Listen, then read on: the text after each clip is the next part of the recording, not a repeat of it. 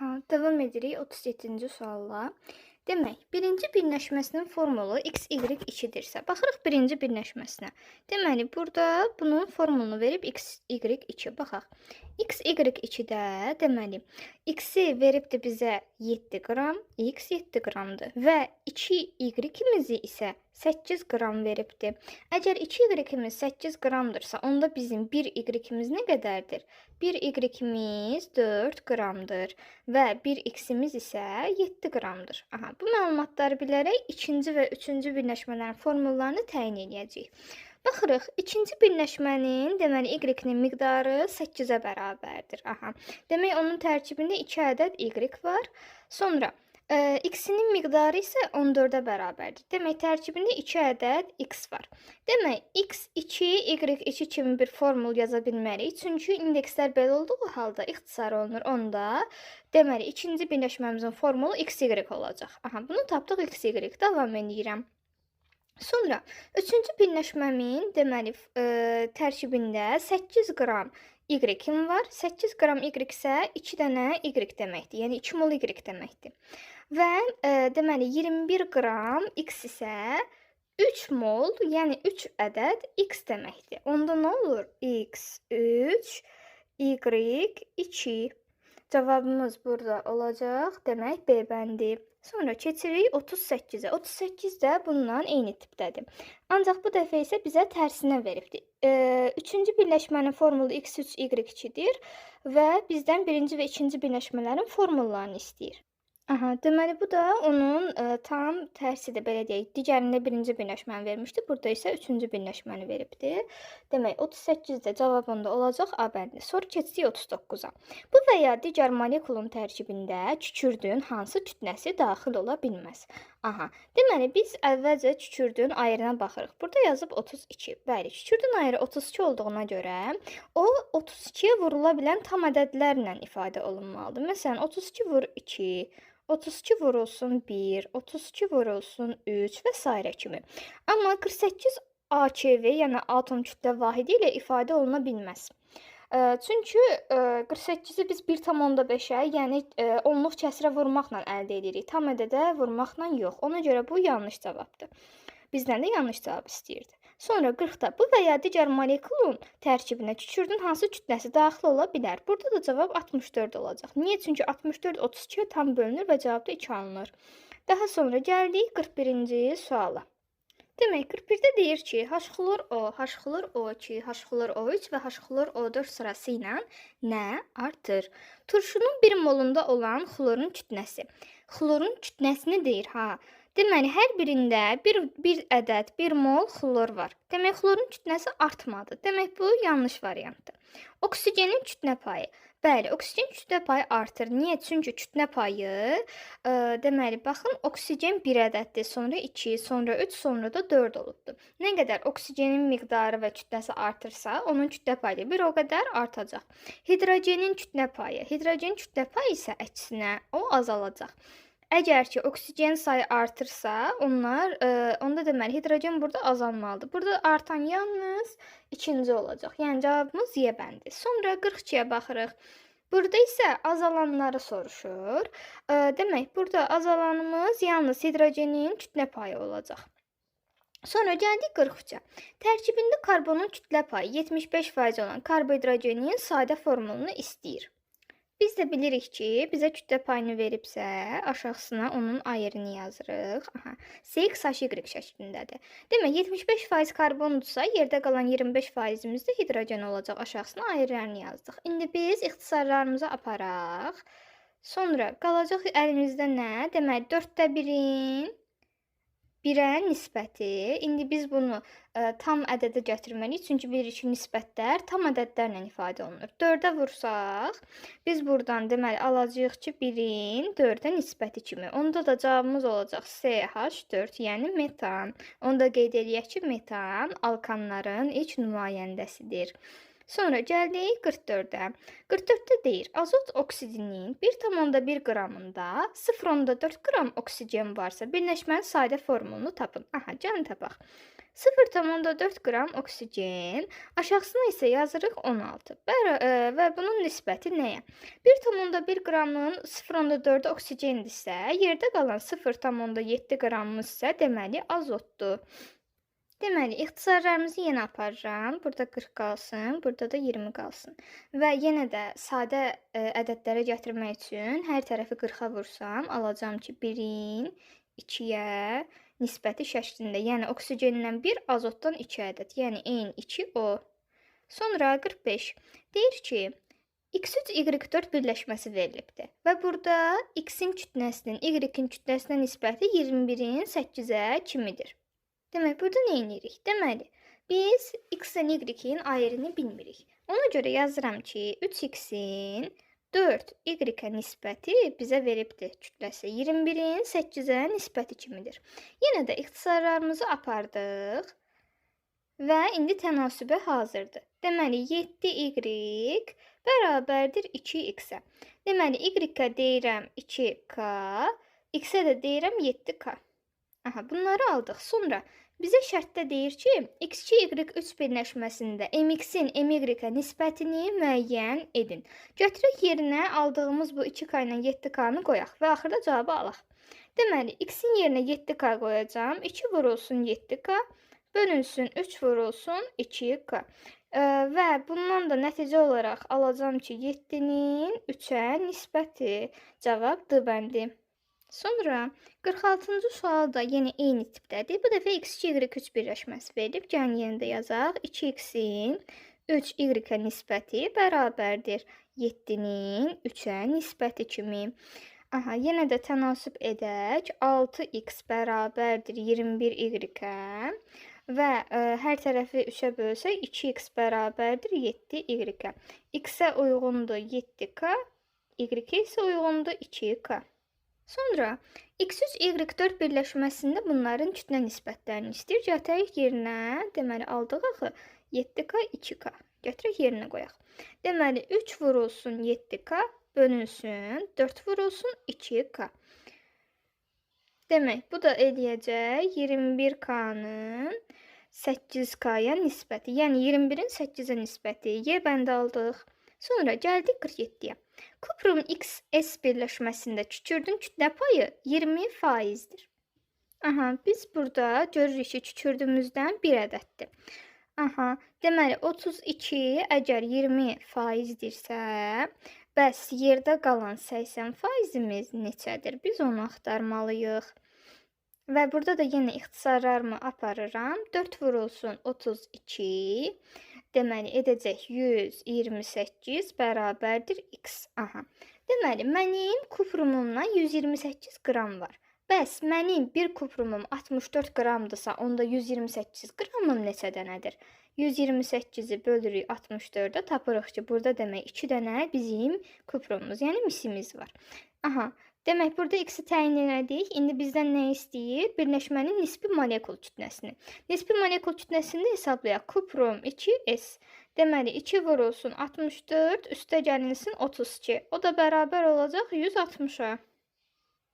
Sonra 48-də deyir ki, CXH4 birləşməsində karbonun kütlə payı 75%-dir. Aha. Onda demək hidrogenimiz nə qədərdir? 25%. 25%-imiz əgər 4-dürsə, bəs bizim 75%-imiz nəyə bərabərdir? Yenə də burada ixtisar aparıram və X-i tapıram ki, X bərabərdir 12 və mən də karbonun ayrının elə 12 olduğunu bilirəm və nəticədə bu nəticəyə gəlirəm ki, mənim burada X-in 1-ə bərabərdir. Və CH4 birləşməsinin də emeri elə 16-ya bərabərdir. Baxaq 49-a. Demək, reaksiyaya daxil olan maddələri veribdir. YO3 və XOH və bizə reaksiyanın məhsullarını veribdir. Aha, can yazaq. XOH üstə gəlinsin YO3. Alınır buradan. X2, YO4 üstə gəlinsin H2O. Əvvəlcə biz burada nə etməliyik? Biz burada deməli əmsallaşdırmalıyıq. XOH-a 2 atırıq. Aha, beləliklə əmsallaşmamız düzəldi. Sonra bizə deyir ki, H2O-dan 3,6 qram verilibdir. XY4-dən isə 28,4-dür və reaksiyaya daxil olan maddələrin kütlələri isə bir-birinə bərabərdir. Biz buradan deməli əvvəlcə nəyi təyin edə bilərik? Biz kütlənin saxlanması qanunu bilirik və bu qanuna görə reaksiyaya daxil olan maddələrin kütləsi reaksiya nəticəsində alınan maddələrin kütləsinə həmişə bərabərdir. Ona görə də nə edirik? XOH üstəgəl YOH-un kütləsini 28,4 üstəgəlsin 3,6-ya bərabər edirik. Bu da edir 32. Və bizə də özü deyir ki, tam daxil olublar. Və hərəsindən də m qramdır. Onda 16 qram demək mənim YOH-um var, 16 qram da XOH-um var. Aha, indi buradan davam edəcəm. Aha, indi biz bilirik ki, hərəsindən 16 qram var. 16, aşağısını mən bilmirəm. Məsələn, YOH-un mR-ni gəlin tapaq. Bərabərdir. Suyun kütləsini bilirəm axı 3,6-dır. Bəs reaksiyada normalda nə qədər olmalı idi? 18. Aşağısına suyun mR-ni yazdıq. Və yenə də ixtisarlarımızı aparırıq. YOH bərabərdir 80 aldıq. Sonra reaksiyada bizim XOH-ımızın deməli molu 2 mol idi.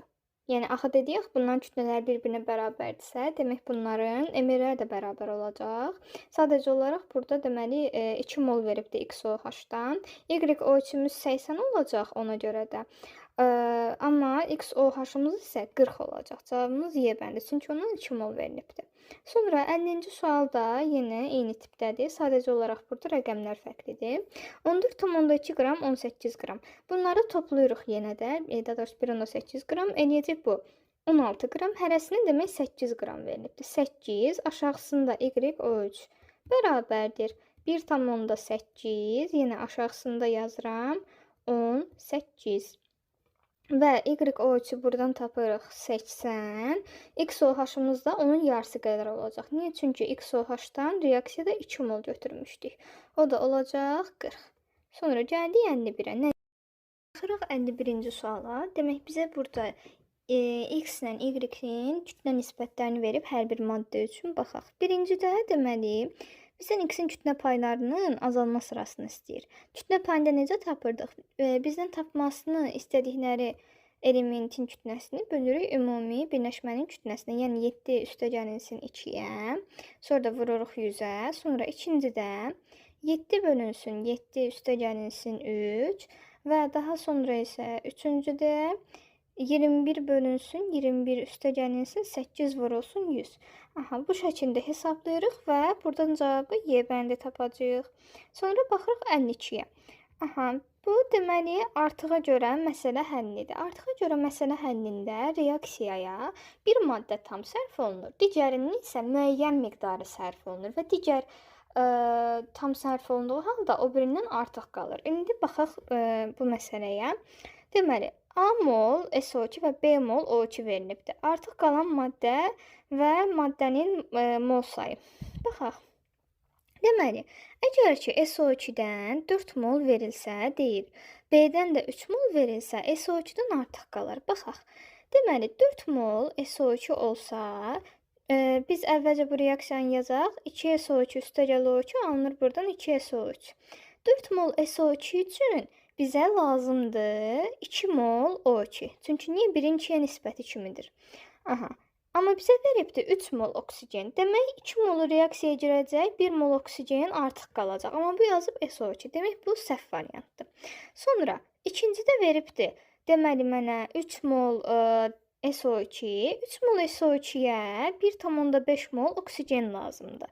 Amma mənə veribdir 4 mol oksigen. Demək 2,5 artıq qalacaq. Bəli, bunu düz deyir. Sonra üçüncüdə mənə veribdir, deməli 5 mol SO2. 5 mol SO2-yə mənə lazımdır 2,5 mol oksigen. Amma mənim oksigenim cəmi 2 moldur. Aha. Demək onda axıra qədər sərf olunan maddə oksigendir. 2 mol oksigenim üçün isə mənə lazımdır 4 mol SO2. 4 mol SO2, amma mənə veribdir 5 mol SO2. Demək, 1 mol SO2-im artıq qalacaq. Yəni, burada doğru cavab 2 və 3 olacaq. Daha sonra 53 də eyni tipdədir. Buna da baxaq.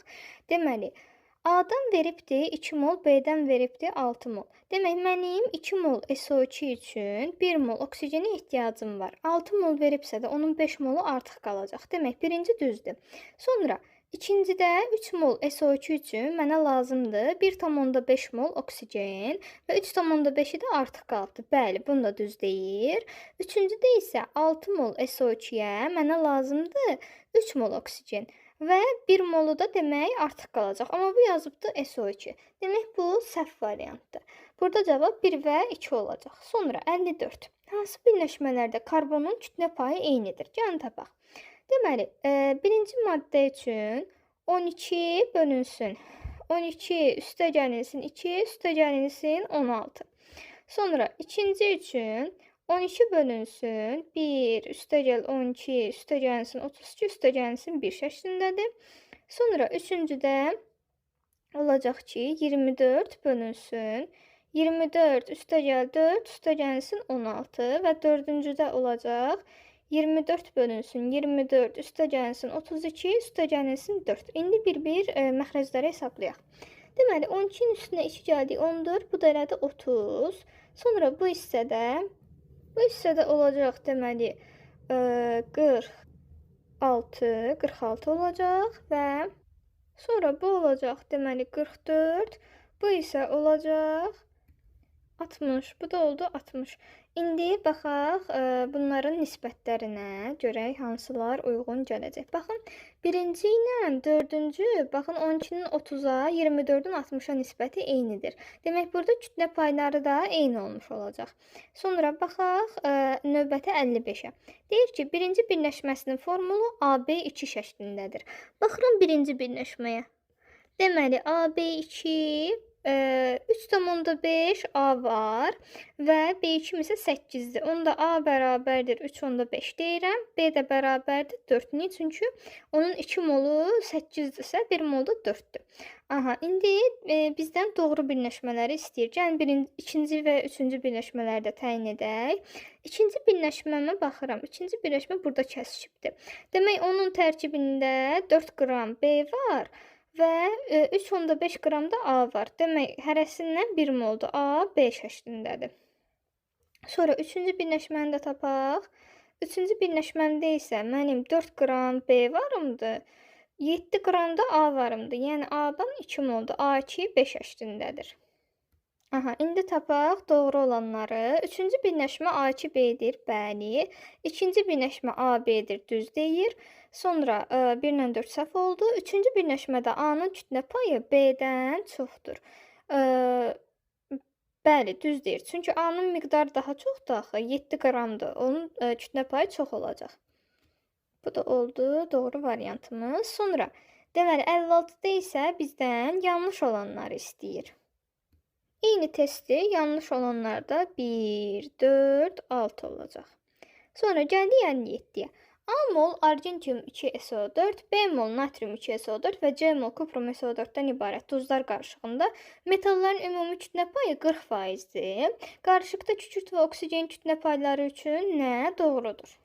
Aha, bunu necə edirik? 40% əgər ümumi metallardırsa, 100-dən də çıxıram 40-ı, qalır yerdə 60% mənim SO4 hissələrimdir. Aha, yəni ABC mol hərəsindən SO4 götürmüşəm və demək onlar 60%-dir.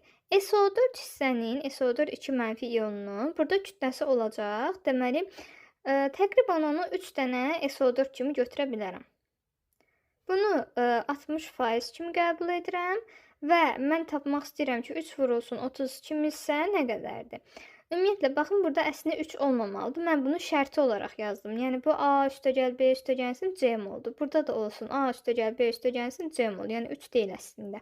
Sadəcə olaraq bunu başa düşəsiz deyə yazdım. Məsələn, biz tənasüb edəndə A üstəgəl B üstəgəl C-lər onsuz da ixtisar gedəcək. Aha, bunları da tənasübü həll edəndə tapıram ki, x bərabərdir 20% olur. Demək, mənim kükürdüyüm burada 20%-dir. 60%-in 20%-i əgər kükürdürsə, yerdə qalan 40%-də oksigen olacaq. Cavab burada olacaq 3 və 6. Sonra 58-ci sualda yenə eyni tipdir. Gəlin yazaq. Yenə A üstəgəlinsin, B üstəgəlinsin, C vurulsun 96. Demək, bu olacaq. Bizdə 60%. İndi gəlin kükürdü tapaq. A üstəgəl B üstəgəlsin C mol. Deməli 32 də x faizdir. Yenə də Üzr istəyirəm, burada 96 deyil, SO3 isə mən SO4 kimi qəbul etmişdim. SO3-ü tapaq. Deməli, SO3 olacaq 32 üstəgəlsin 48. Deməli, bu olacaq 80. Hə, indi düz oldu. A üstəgəl B üstəgəl C-lər ixtisar gedir. Yenə bunları da 8-ə ixtisar apara bilərəm. 10. Burada qalacaq 4. Bununla da bunu ixtisar apararam. 6. X bərabərdir 24% olur. Və ümumi də 60% idi. 24% küçültdüsə, yerdə qalan 36% də oksigen olacaq. Cavab burada 1, 5. Sonra deyir, Kuprumol birləşməsində misin kütlə payını hesablayın. 64 bölünsün 64 üstəgəlsin 16. Demək, bu eləyəcək 80. Bunu da vururuq 100-ə, eləyəcək. Deməli, burada 80%. Sonra 60. Alüminium ki, S3 birləşməsində kükürdün kütlə payını istəyir. 3 vurulsun 32 bölünsün 96 üstəgəlsin 54. Və bunu da vuracaq 100-ə. Bu da eləyəcək 64%. Sonra 61. Sen H4NON tərkibli birləşmədə hidrogen kütlə payını hesablamamızı istəyir. Aha, can hesablayaq. Deməli, burada N dənə karbonum var, yəni 12 N qədər. Sonra 4 N qədər hidrogenim var və 16 N kütləli də oksigenim var. Və nəyin kütlə payını istəyir? 4N-in. Bunu da vururuq 100-ə. Deməli, 12-nin üstünə 4N, bu elədi 16, 16-nın üstünə də 16, 32 N eləyir. Bunlar da ixtisar gedir. Burada 8, o da eləyəcək 12,5%. İndi isə eyni birləşmədə karbonun kütlə payını istəyir. Karbonu da tapanda 12 N-i yenə də böləcəm 32 N-ə, vuracam 100-ə. Demək, bunlar 4 ixtisar getsə, burada 3, burada 8. Bununla bunu ixtisar edirəm, 12,5 eləyəcək. Və 10 da vuranda eləyəcək 37,5%. Sonra baxaq 63-cü suala nə deyir? Deyir ki, bunlarda atom sayları bərabər olsun. Kalsiyumda 20 qram, görək burada nə qədər atom var? 20 qram, aşağısına yazdım 40, bərabərdir X. Aşağısına da yazıram ki, 6,2 vurulsun 10 üstü 23. Buradan da tapacağım. X bərabərdir 3,1 vurulsun 10 üstü 23. Və natriumda da eyni qədər atom olduğunu nəzərə alaq. 3,1 vurulsun 10 üstü 23 bölünsün 6,2 vurulsun 10 üstü 23 bərabərdir. Deməli, X-in kütləsini bilmirəm. Aşağısına da yazıram 23. O da edəcək 11,5 qram. Sonra 64 də eyni tipdədir. Yenə də bizə kalsiyumun kütləsini 20 veribdir. Onda onun atom sayı yenə 3,1 vurulsun 10 üstü 23 olacaq. Aşağısına yazıram 6,2 vurulsun 10 üstü 23 bərabərdir X. Aşağısına da yazırıq 24. O da edəcək 12 qram. Sonra 65-ə baxaq. 65-də deyir 27,9 qram. Alüminium ki SO4 3X H2O kristal hidratı qızdırılanda 10,8 qram buradan su alınmışsa, X-i hesablamamızı istəyir. 27,9 qramın 10,8-i əgər sudursa, yerdə qalanı alüminium ki SO4 3 hissəsidir də. Gəlin tapaq. 27,9-dan çıxıram 10,8-ini. Demək, bu mənə verəcək 17,1 qram. Yazıram 17,1 aşağısında 342 bərabərdir. Demək, məndə nə qədər su alınmışdı? 10,8 qram. Aşağısına da yazacağım ki 18x. Bunları yenə ixtisar aparacağım. Demək, burada aşağıda düşəcək 20. Bunu da 20-yə vuranda eləyəcək məndə 216 bərabərdir 18x-ə. X də buradan bərabər olacaq 12-yə. Cavabımız oldu 12. Sonra 66 da eyni tipdədir. Yenə 9,3 qramında 7,5 qram natrium yodid alınıbdır. Yazaq 7,5 aşağısına yazdım 150. Bərabərdir. 9,3-dən 7,5 çıxanda eləyir 1,8 qram. Aşağısına da yazacağım yenə 18x. Bu 10. Daha sonra deməli bunlar da ixtisar aparam. Deməli 7,5 150. Burada da olacaq 20. Deməli 20 bərabərdir 10x-ə. X də bərabər olacaq buradan 2-yə. Sonra keçirəm 67-yə. Nə deyir? Deyir Y-in mol sayı 0,1-dir. Y2 S5-in kütləsi isə 11,1-dir. Baxaq. Deməli 0,1 mol Y olanda Y2 S5-in kütləsi 11,1 olubdur. Bəs, y2 S5-də y neçə moldur normalda? 2 moldur. 2 molun kütləsi nə qədərdir bilmirəm. Mən bunu axtarmalıyam. Mhm. Burada da yenə ixtisarlarımı aparacağam. Burada düşdü 20. Deməli, x-in bərabərdir 222-yə. Və y-in nisbi atom kütləsində necə tapaq? 222-dən çıxıram 5 vurulsun 32-ni və onu da böləcəm 2-yə. Deməli, bunu da çıxanda alacağım buradan cavabı 31.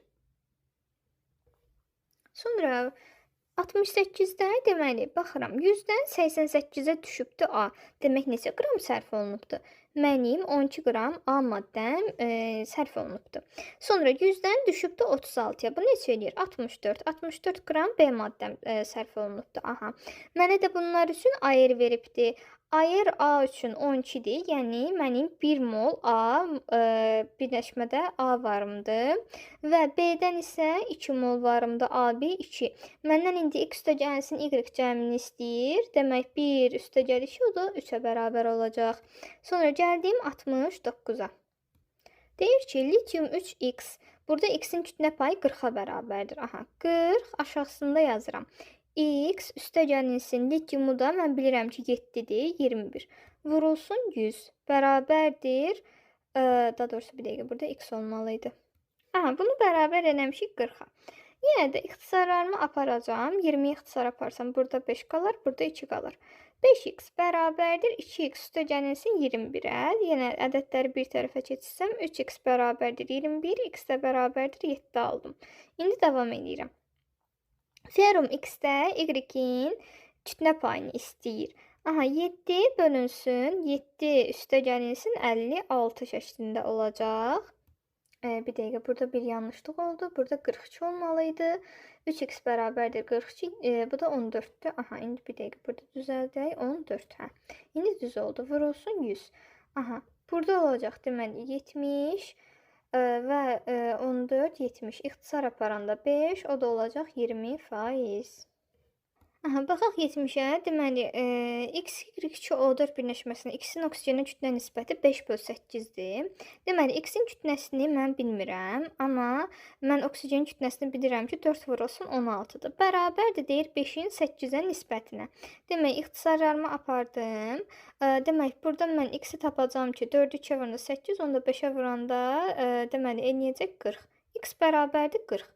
Sonra y2-ni tapaq. Deyir, y-in oksigenə kütlə nisbəti. 2y-in oksigenə kütlə nisbəti 4 vurulsun 16-ya. Bərabərdir 3-ün 8-ə nisbətinə. Bunlar da yenə ixtisar aparacağım. Və buradan da 2 vur 2, 4, onu da 3-ə vuranda eləyəcək 12. Y bərabərdir 12. Aha, indi bizdən bunun nisbi molekul kütləsini istəyir. X-i tapdım 40. Üstünə gəldim 24, üstünə də gəldim. Demək 64. O da mənə verəcək 128. İndi baxaq 71-ə. Bizə verib ki, bunların kütlələrini və atom saylarını da bərabər veribdir. Gəlin yazaq. Tutaq ki, x ölçüdən mən A mol götürmüşəm. Onun emiri isə olacaq x üstəgəlinsin 48. Bərabərdir kütləsi 20 qramdır. Sonra mənə verib ki, B mol deməli kalsiyum deməli 40 üstəgəlinsin x bərabərdir 36. Sonra atom saylarını bərabər götürək deyir. X ölçüdə normalda nə qədər atom var? 4 mol. 4A üstəgəlinsin kalsiyum x-də 2 dənədir. 2B. Bərabərdir deməli bir dəqiqə 2N-ə 4A bərabərdir 2B-yə. Buradan da 2A bərabərdir B-yə. Aha.